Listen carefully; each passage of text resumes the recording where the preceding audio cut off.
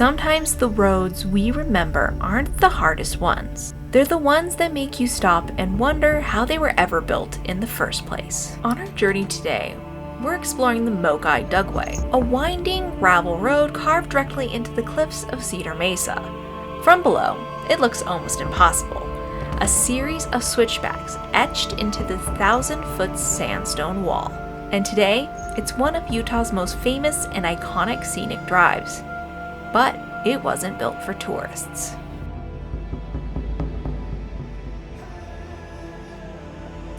Back in the 1950s, this region was in the middle of a uranium boom.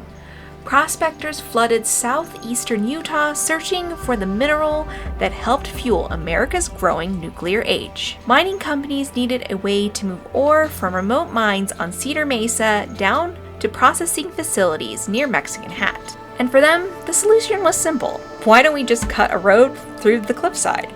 And they did.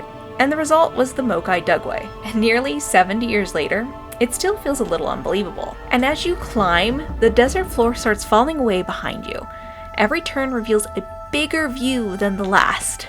And of course, that's because the road gains nearly 1,000 feet in elevation in less than 3 miles. And for most vehicles, they actually encourage today's drivers to use low gears and to take the corners slowly. And to be honest with you, you'll probably want to. And that's because it's almost impossible not to stare at the landscape appearing around you. Spread out below this amazing roadway is one of the most iconic regions in the American Southwest. To the south lies Valley of the Gods, often described as Monument Valley's quieter cousin. And far beyond that, on clear days, sometimes you can see shiprock rising from New Mexico, nearly 50 miles away. And to the east sits Sleeping Ute Mountain, a landmark that has guided travelers across this landscape for centuries. Long before miners arrived, this region was home to the indigenous people who traveled these mesas, canyons, and river valleys. And evidence of their presence can still be found throughout the area in cliff dwellings, pottery shards, pictographs, and petroglyphs. That's if you know where to look. So when you look at it that way, in many ways, Moki Dugway is one of the newest chapters in the story that has been unfolding here for thousands of years.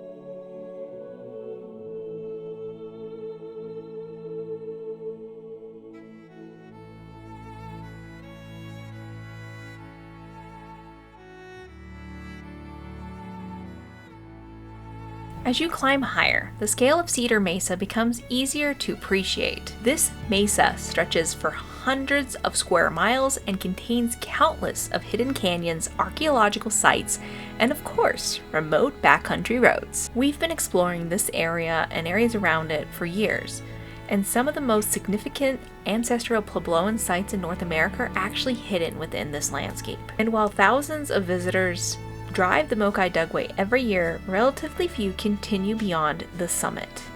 But our adventure doesn't end at the summit. You know us better than that.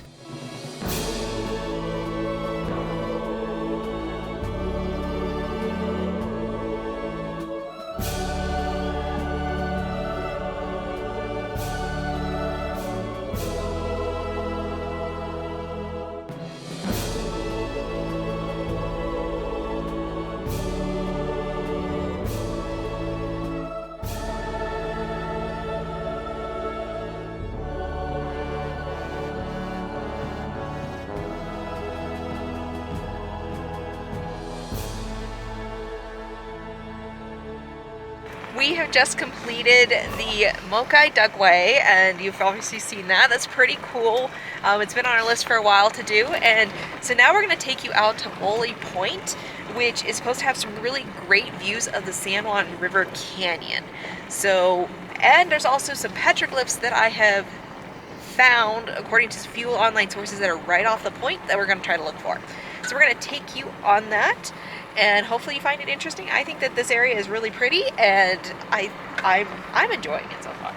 It's been fun. Next, we're headed to Muley Point, and this is just a few miles past the top of the Dugway. It's another gravel road that leads to one of the most spectacular overlooks in Utah. And of course, the drive is pretty easy, but the reward at the end is anything but.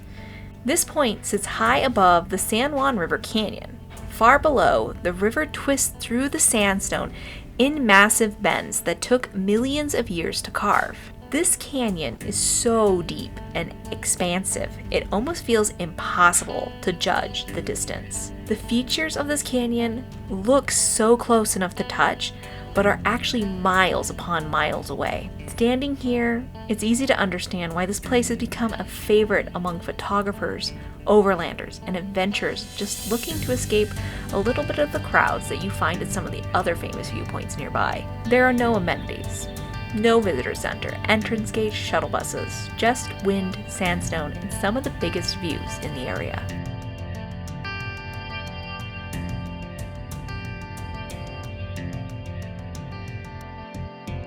But we didn't come for just the overlook. We decided to find what was waiting below.